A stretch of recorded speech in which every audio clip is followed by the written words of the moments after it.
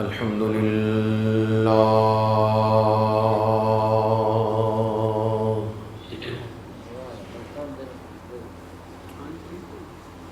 الحمد لله وكفى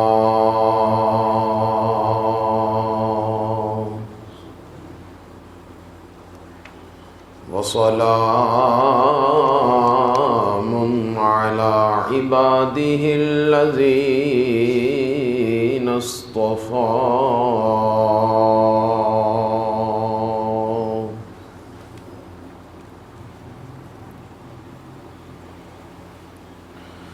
وعلى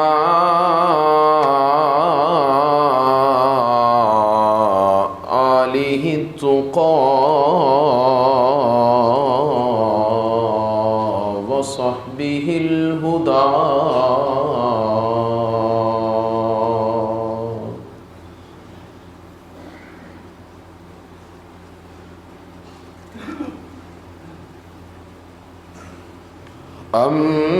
أما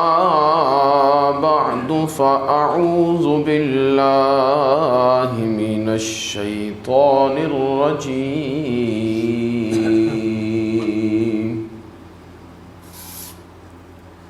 بسم الله الرحمن الرحيم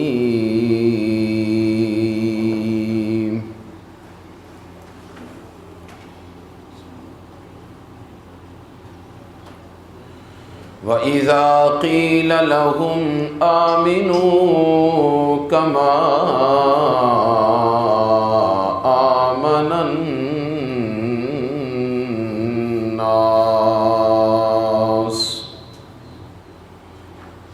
قَالُوا أَنُؤْمِنُ كَمَا آمَنَ السُّفَهَاءُ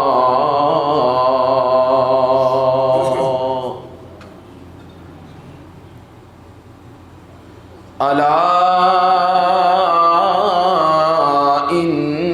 إنهم هم السفهاء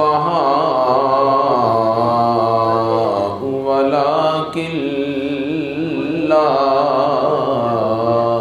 يعلمون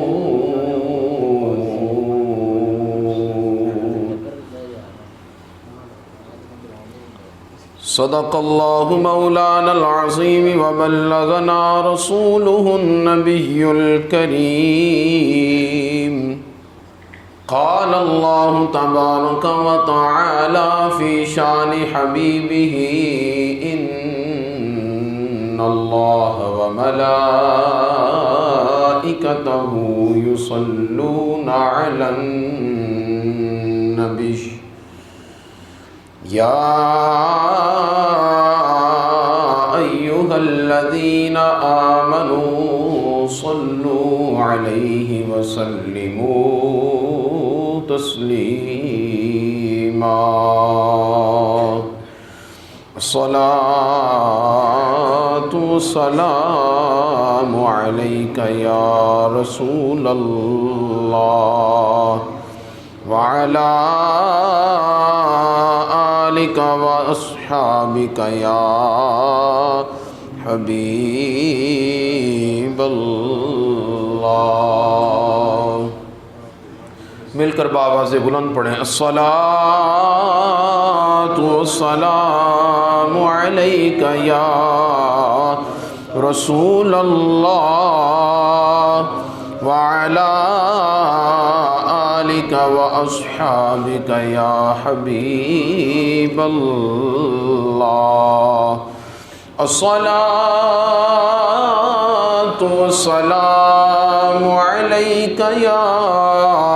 رسول اللہ وعلی آلک واصحابک یا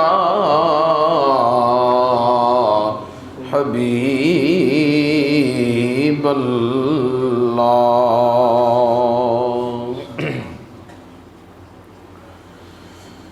صلی علی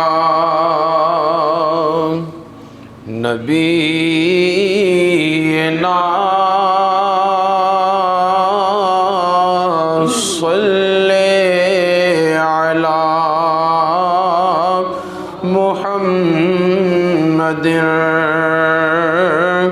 صلی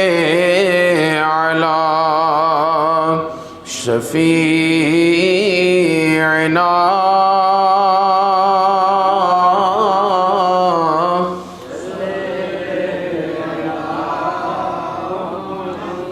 محمد بلغ العلا بکمالہ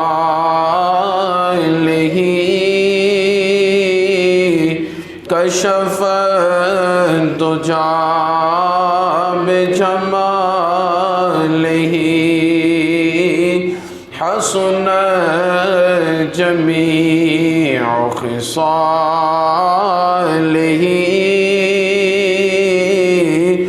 صلوا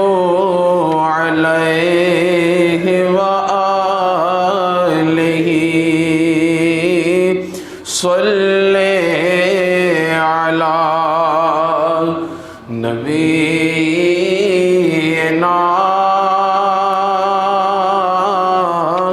صلی علی محمد صلی علی شفیعنا صلی علی وہ جو نہ تھے تو کچھ نہ تھا، وہ جو نہ ہو تو کچھ نہ ہو، جان ہے وہ جہان کی، جان ہے تو جہان ہے،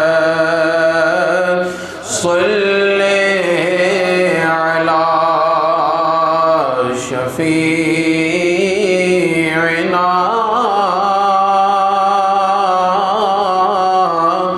صلی علی مدین صلی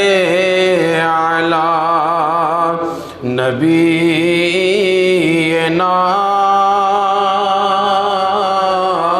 صلی علی محمد کرو مدح اہل دول رضا، پڑے اس بلا میں میری بلا، میں گدا ہوں اپنے کریم کا، میرا دین پارائنا نہیں، صلی علی شفیعنا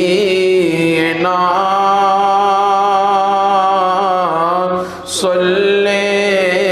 علی محمد صلی علی کریمنا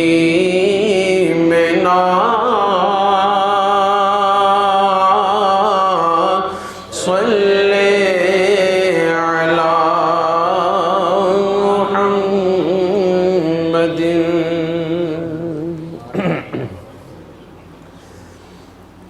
صلی اللہ علیہ وسلم۔ اللہ تبارک و تعالی جل مجدہ الکریم کی حمد و ثنا، حضور نبی کریم رؤوف الرحیم تاجدار مدینہ سرور قلب و سینہ احمد مجتبیٰ جناب سیدنا حضرت محمد مصطفیٰ صلی اللہ تعالی علیہ وآلہ وسلم کی بارگاہ اقدس میں ہدیہ درود و سلام کا نذرانہ عقیدت و محبت عرض کرنے کے بعد نہایت ہی واجب الاحترام قابل قدر میرے بزرگوں، دوستوں اور معزز بھائیوں، اللہ تعالیٰ کے فضل اور اس کی توفیق سے جمعۃ المبارک کی ان بابرکت گھڑیوں میں آپ کو اور مجھے اللہ کے گھر میں حاضری کی سعادت حاصل ہو رہی ہے۔ میرا مالک ہم سب کی اس حاضری کو اپنی بارگاہ عالیہ میں شرف قبولیت عطا فرمائے۔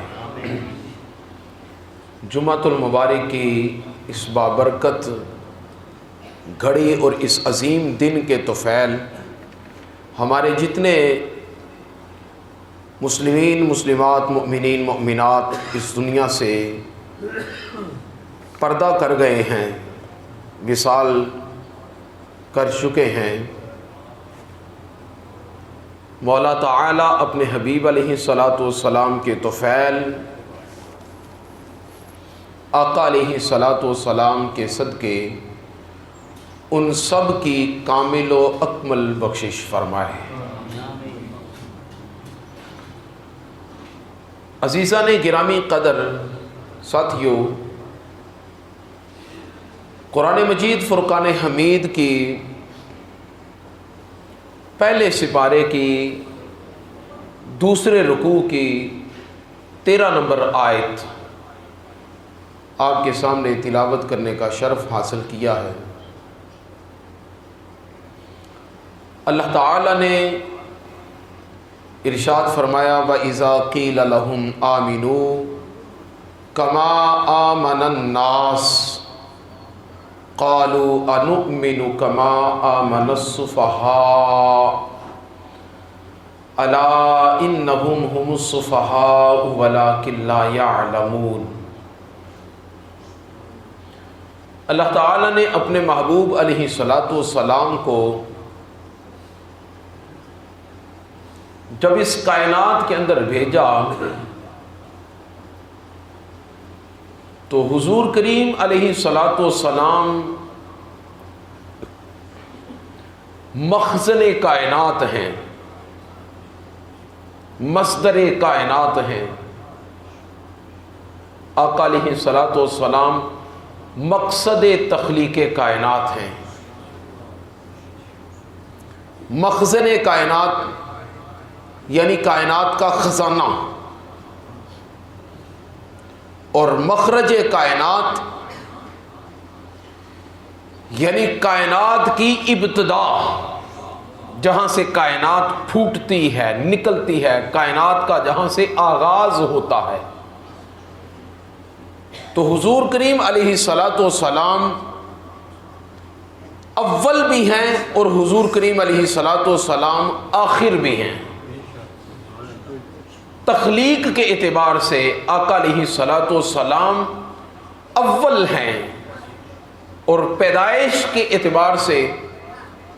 بعثت کے اعتبار سے، تشریف آوری کے اعتبار سے حضور کریم علیہ الصلاۃ والسلام سب سے آخر ہیں کہ آقا علیہ الصلاۃ والسلام سب نبیوں کے اینڈ میں آخر میں تشریف لائے۔ آخر میں تشریف لا کر بھی اللہ تعالیٰ نے اپنے حبیب علیہ الصلاۃ والسلام کو مقام، مرتبہ، رفعت، درجہ اول ہی عطا کیا ہے۔ ایسا نہیں ہے کہ حضور علیہ الصلاۃ والسلام آخر میں تشریف لائیں تو مقام اور مرتبہ بھی آخر والا، نہیں، بلکہ حضور اول ہیں تو مقام کے اعتبار سے بھی حضور اول ہیں۔ حضور علیہ الصلاۃ والسلام بعثت کے اعتبار سے آخر ہیں تو مقام اور مرتبہ کے اعتبار سے بھی اول ہیں۔ کائنات کے اندر اللہ تعالیٰ نے جس کو بھی کوئی مقام، جس کو بھی کوئی درجہ اور جس کو بھی کوئی فضیلت ملی ہے، وہ فضیلت اسے بعد میں ملی ہے۔ حضور کریم علیہ الصلاۃ والسلام کی بارگاہ میں اللہ تعالیٰ نے وہ فضیلت بطور تحفہ پہلے عطا فرمائی ہے۔ اللہ تعالیٰ نے وہ درجہ، وہ فضیلت، وہ اجر، وہ ثواب اور وہ خیر کل کائنات میں اول سے لے کر آخر تک، یعنی کائنات کی ابتدا سے لے کر کائنات کی انتہا تک، قیامت تک، اللہ تعالیٰ نے جس کو بھی جو خیر عطا کی ہے،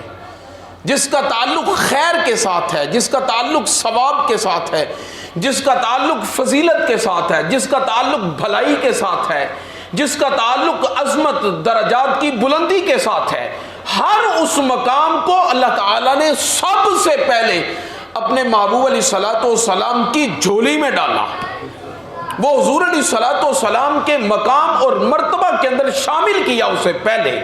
اور جب حضور علیہ الصلوۃ والسلام کے پاس وہ عظمت موجود رہی تو پھر حضور کے صدقے اللہ تعالیٰ نے وہ عظمتیں آگے کل کائنات کے اندر، کل مخلوقات کے اندر جس کو اللہ تعالیٰ نے مناسب سمجھا اس تک ان عظمتوں کو پہنچا دیا۔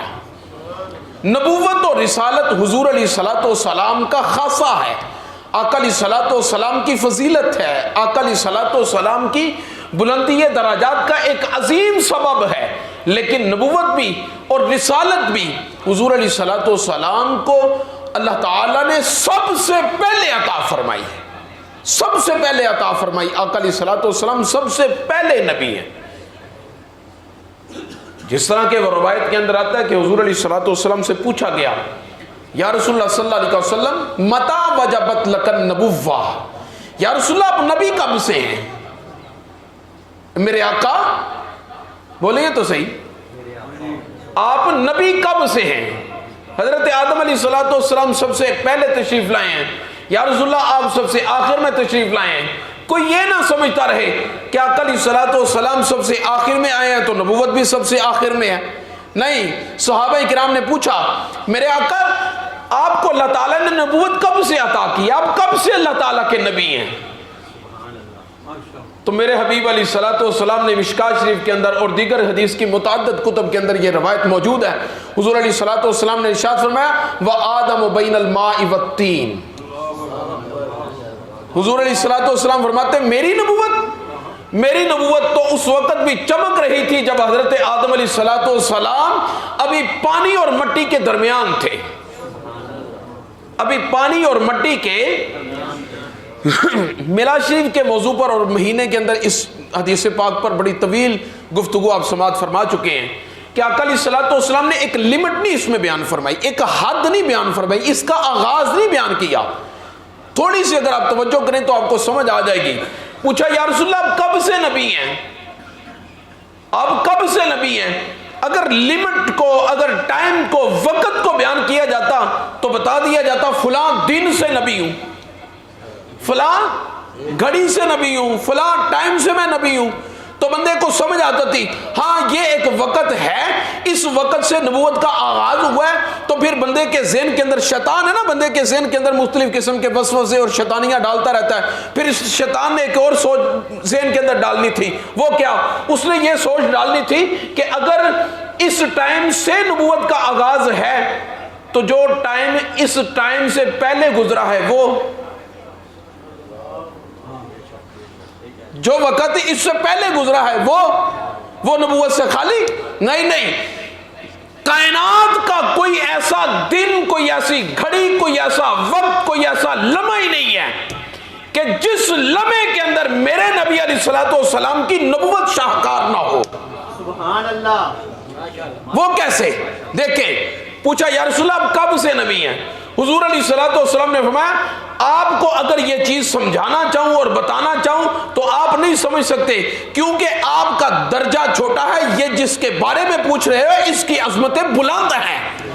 یہ سب سے بلند مقام ہے، اس کو سمجھنے کے لیے کوئی بلند مقام چاہیے، اسے آپ سمجھ نہیں سکتے۔ ہاں اگر اپنے دل کو فقط تسلی دینا چاہتے ہو تو آپ کے اطمینان قلبی کے لیے صرف اتنا بتا دیتا ہوں کہ میری نبوت کے بارے میں اگر پوچھنا چاہتے ہو وَآدَمُ بَيْنَ الْمَاءِ وَالطِّينِ كُنْتُ نَبِيًّا وَآدَمُ بَيْنَ الْمَاءِ وَالطِّينِ، میں اس وقت بھی نبی تھا جب آدم علیہ الصلوۃ والسلام پانی اور مٹی کے درمیان تھے۔ یہ کنتو ماضی کا صیغہ ہے، کنتو ماضی کا صیغہ ہے، ماضی دلالت کرتی ہے پچھلے زمانے پر، یعنی حضور علیہ الصلوۃ والسلام نے فرمایا آغاز نہیں بتا رہا، تمہیں صرف اتنا اشارہ دے رہا ہوں، اگر میری نبوت کے بارے میں پوچھنا چاہتے ہو تو جب آدم علیہ الصلوۃ والسلام کا وجود مسعود گوندا جا رہا تھا اس وقت بھی نبی تھا، تو یا رسول اللہ اس سے پہلے آپ نے فرمایا پھر سمجھ جاؤ نا، آدمیت کے جد امجد، آدمیت کے نوع اول حضرت سیدنا آدم علیہ الصلوۃ والسلام کی بھی جب ابھی تخلیق نہیں ہوئی تھی، میں تو اس وقت بھی نبی تھا، تو اس سے پہلے جو زمانے ہیں وہ کیسے ہو سکتا ہے کہ میری نبوت سے خالی رہ جائیں؟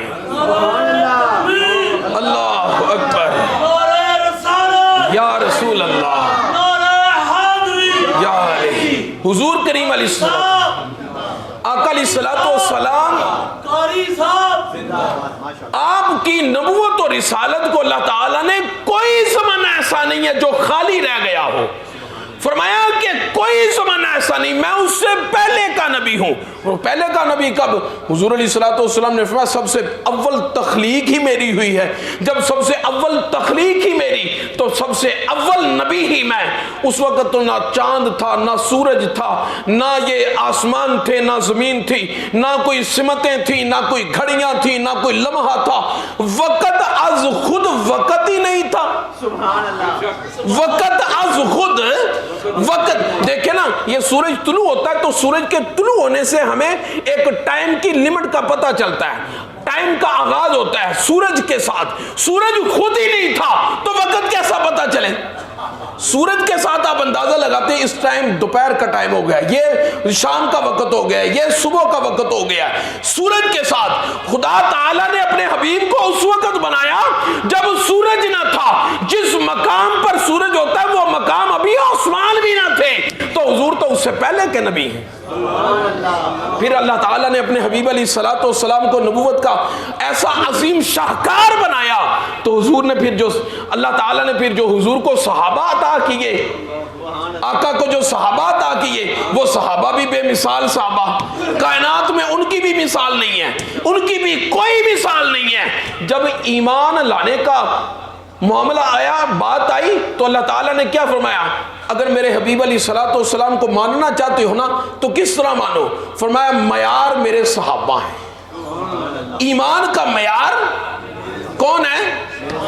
بولیں تو صحیح،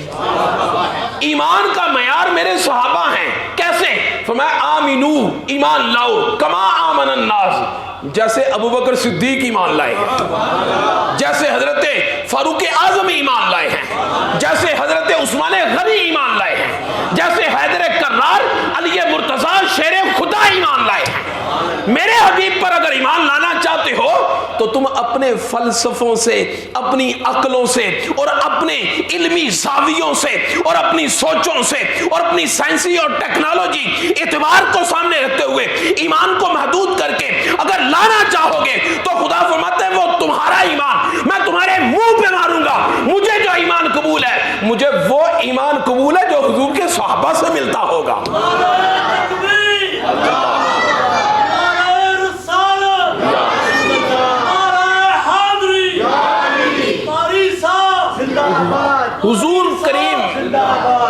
حضور کریم علیہ الصلوۃ والسلام کے صحابہ کس طرح ایمان لائیں؟ آقا علیہ الصلوۃ والسلام، دیکھیں نا، جب یہ کہا گیا کہ حضور کے صحابہ جیسا ایمان لاؤ، اور جنہوں نے سنا تو وہ کہنے لگے کما آمن السفہاء، یہ جو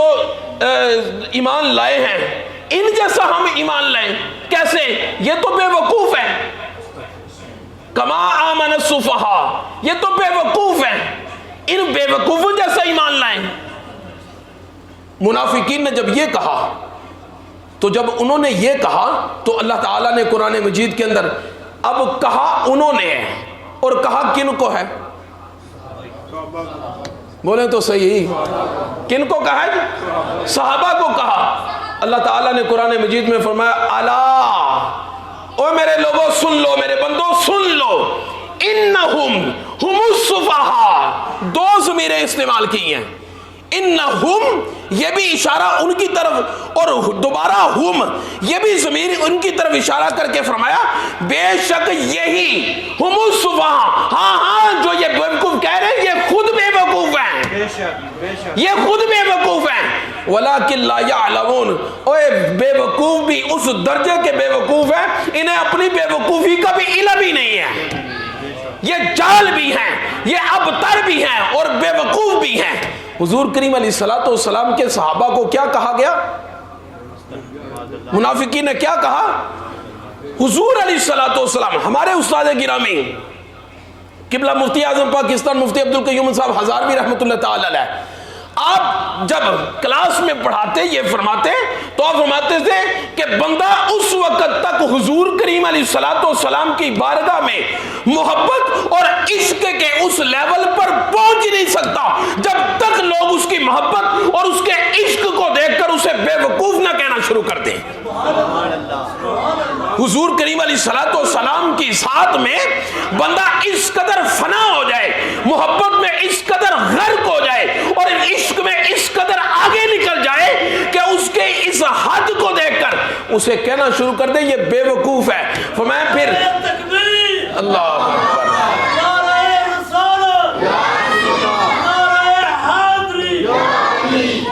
حضور کریم علیہ السلام کی محبت کرنے والوں کی ڈائری میں پھر نام آتا ہے، اگر نہ ہو تو پھر اس وقت تک ان کی ڈائری میں محبت کرنے والوں کی ڈائری میں نام ہے۔ وہ ادب والے تھے، وہ محبت والے تھے، وہ عشق والے تھے، وہ صحابہ میرے کریم علیہ السلام کے عظیم صحابہ، وہ صحابہ جن کی ہر صبح عید ہوتی تھی،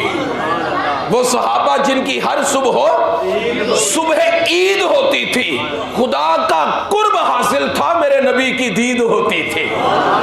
حضور علیہ السلام کے ایک صحابی ہیں حضرت اسلح بن شریک رضی اللہ تعالیٰ عنہ، حضور علیہ السلام کے ایک صحابی ہیں حضرت اسلح بن شریک رضی اللہ تعالیٰ عنہ، ان کی ڈیوٹی کیا تھی؟ ان کی ڈیوٹی یہ تھی کہ حضور علیہ السلام نے جب کسی مقام پر نکلنا ہے، کسی غزوہ پر یا کسی دوسرے مقام پر نکلنا ہے، حضور علیہ السلام نے اگر اونٹنی پر بیٹھنا ہے یا گھوڑے پر آپ نے سواری فرمانی ہے تو حضور علیہ السلام کی سواری کا جو کجاوا ہوتا تھا نا، کجاوا سمجھتے نا، وہ جو سیٹ جسے فٹ کیا جاتا ہے، یہ حضرت اسلح بن شریک کی ڈیوٹی تھی، یہ اسے سٹ کیا کرتے تھے، بڑی ترتیب کے ساتھ اسے حضور علیہ السلام کے لیے باندھا کرتے تھے۔ حضرت اسلح بن شریک رضی اللہ تعالی عنہ، آپ کی یہ ڈیوٹی تھی، آپ یہ باندھتے تھے، مگر حضور علیہ السلام کے بھی علم شریف پر، آپ کی بھی مبارک سمجھ پر صدقے جائیں، حضرت اسلح بن شریک رضی اللہ تعالی عنہ اگر کجاوا باندھیں تو حضور کو پتہ ہے وہ باندھ رہے ہیں، اور اگر انہوں نے نہیں باندھا، انہوں نے کسی اور سے بندھوایا، حضور علیہ السلام فوراً بتا دیتے تھے آج کجاوا اسلح نے نہیں باندھا، کسی اور نے باندھا ہے، فوراً بتا دیتے۔ ایک رات بڑی سخت سردی تھی، سخت سردی کا موسم، ایک جگہ پر پڑاؤ کیا، حضرت اسلح بن شریک رضی اللہ تعالی عنہ موجود ہیں، رات کی سختی میں حضرت اسلح بن شریک رضی اللہ تعالی عنہ جب تھوڑی دیر کے لیے آرام کرنے لگے، سوئے تو آپ پر غسل واجب ہو گیا۔ جب غسل واجب ہوا، اٹھے اور اٹھنے کے بعد اب پانی کے لیے ڈھونڈنے کے لیے نکلے کہ پانی تلاش کروں اور غسل کروں، اور سردی اس قدر تھی کہ روایتوں کے اندر آتا ہے کہ حضرت اسلح بن شریک رضی اللہ تعالی عنہ سوچنے لگے اگر اس ٹھنڈے پانی کے ساتھ میں نہایا تو میری موت واقع ہو جائے گی، اتنا سخت جب وہ ٹھنڈا پانی ہے اور سردی بھی اس قدر جب وہ زیادہ ہے۔ آپ نے ابھی اسی سوچو بچار میں تھے کہ حضور کریم علیہ السلام کی طرف سے آواز آئی کہ جلدی سے کوچ کیا جائے، سواریاں تیار کی جائے۔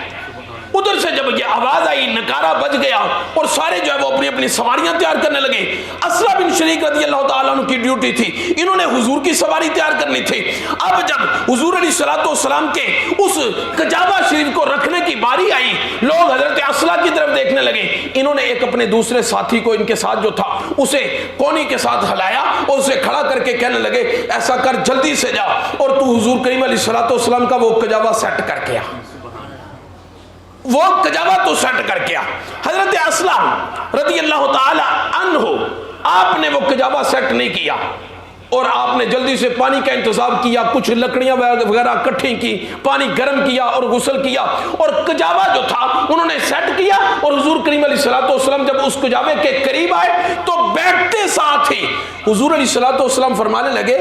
آج کجاوا لگتا ہے اسلحہ نے نہیں فٹ کیا، آج کجاوا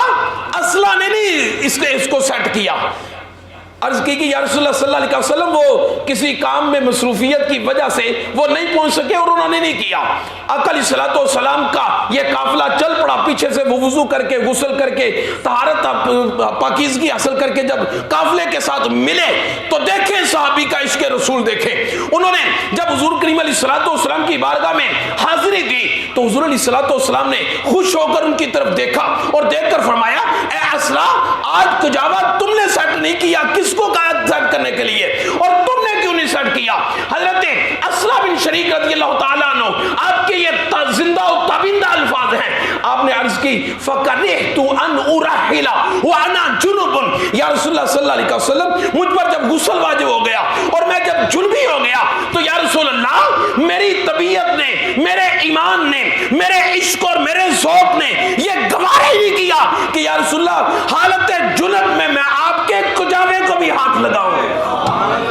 اس حالت میں آپ کے کجاوے کو بھی ہاتھ نہیں لگا سکتا تھا، میں نے اس لیے یا رسول اللہ سیٹ نہیں کیا، غسل کر کے آپ کی بارگاہ کے اندر حاضر ہو گیا۔ حضرت عبداللہ بن مسعود رضی اللہ تعالی عنہ،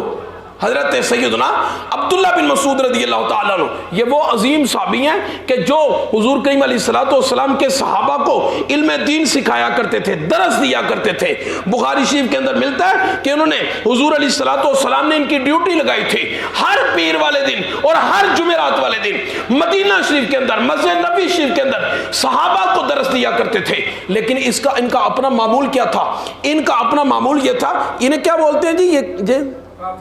آستین، زمین کی یہ اپنے قمیض کی آستین، ان کی آستینیں بہت بڑی تھی، بہت بڑی رکھتے تھے، بہت بڑی آستینیں کیوں رکھتے تھے؟ جب حضور کریم علیہ الصلوۃ والسلام مسجد نبی شریف میں تشریف لاتے تو آقا کریم علیہ الصلوۃ والسلام نالین شریف اتارتے، آقا علیہ الصلوۃ والسلام نالین شریف اتارتے، جب نالین شریف اتارتے تو حضرت سیدنا عبداللہ بن مسعود رضی اللہ تعالیٰ عنہ پہلے سامنے کھڑے ہوتے، جہاں پر نالین شریف اتارے جانے وہاں پر پہلے کھڑے ہوتے۔ حضور کریم علیہ الصلوۃ والسلام نالین شریف اتارتے اور ایک پاؤں مبارک آقا کریم علیہ الصلوۃ والسلام کے قدمین اقدس کو پکڑتے اور نالین شریف اتار کر حضرت عبداللہ بن مسعود وہ نالین شریف اب پکڑ لیتے، دوسرا پاؤں مبارک سے نالین اتارتے وہ پکڑ لیتے، دونوں پاؤں رکھ کر مسجد کے اندر حضور علیہ الصلوۃ والسلام کا نالین شریف رکھنے کے لیے کوئی جگہ مقرر نہیں کی ہوئی تھی، بلکہ حضرت عبداللہ بن مسعود وہ نالین شریف پکڑتے اور اپنی ان بڑی آستینوں کے اندر ایک ادھر آستینوں کے اندر چھپا لیتے اور چھپا کر آقا علیہ الصلوۃ والسلام کے ساتھ، بخاری شریف گواہ ہے، آقا علیہ الصلوۃ والسلام کے نالین شریف پکڑ کر جب آستینوں کے اندر چھپاتے اور جب مسجد کے اندر آتے حضور امامت کرواتے اور نماز پڑھتے تو حضرت عبداللہ بن مسعود رضی اللہ تعالیٰ عنہ اپنی انہیں جب وہ بازوؤں کے اندر آستینوں کے اندر نالین شریف ڈال کے سینے کے ساتھ جب وہ لگا کے نماز اسی حالت میں ادا کرتے اللہ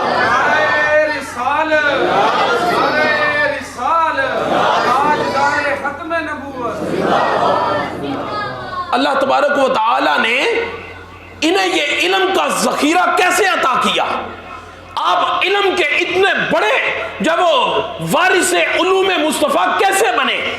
آقا کریم علیہ الصلوۃ والسلام کے نالین شریف اور ان کا اپنا ان کی طبیعت اور حالت اور ان کی جسمانی کیفیت کیا تھی۔ ایک مرتبہ ایک درخت کے اوپر چڑھے تو صحابہ کرام نے حضرت عبداللہ بن مسعود رضی اللہ تعالیٰ عنہ کی پنڈلی مبارک کو دیکھا اور دیکھ کر کہنے لگے یا رسول اللہ یہ کتنا دبلا پتلا سا ہے، چھوٹی چھوٹی بچوں جیسی اس کی پنڈلیاں ہیں۔ حضور نے فرمایا اس کی ان چھوٹی چھوٹی پنڈلیوں کا نہ دیکھو، یہ عبداللہ بن مسعود انشاءاللہ تعالی جب قیامت والے دن آئیں گے اللہ تعالیٰ ترازو پہ جب ان کی پنڈلیوں کو رکھے گا تو میدان جبل احد سے زیادہ وزن ان کی پنڈلیوں کا ہوگا۔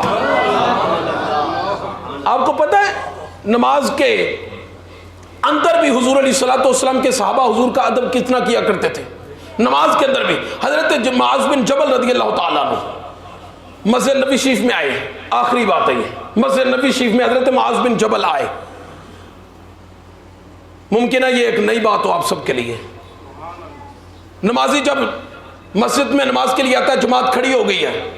امام کی ایک دو رکعتیں رہ گئی ہیں، تو وہ جو ایک دو رکعتیں رہ گئی ہیں وہ پیچھے سے ملنے والے نمازی کو مسبوق کہتے ہیں۔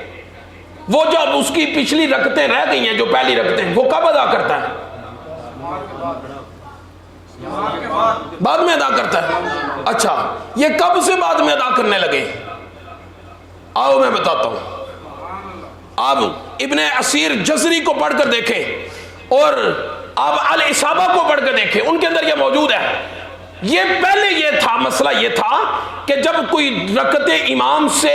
جب وہ رہ جائیں تو پیچھے سے آنے والے شخص نے وہ پہلے ادا کرنی ہے، وہ پہلے ادا کرنے کے بعد، تاکہ ترتیب جب وہ خراب نہ ہو، وہ پہلے ادا کرنی ہے اور پہلے ادا کر کے جب وہ جلدی سے امام کے ساتھ شامل ہو جائے۔ پہلے مسئلہ یہ تھا۔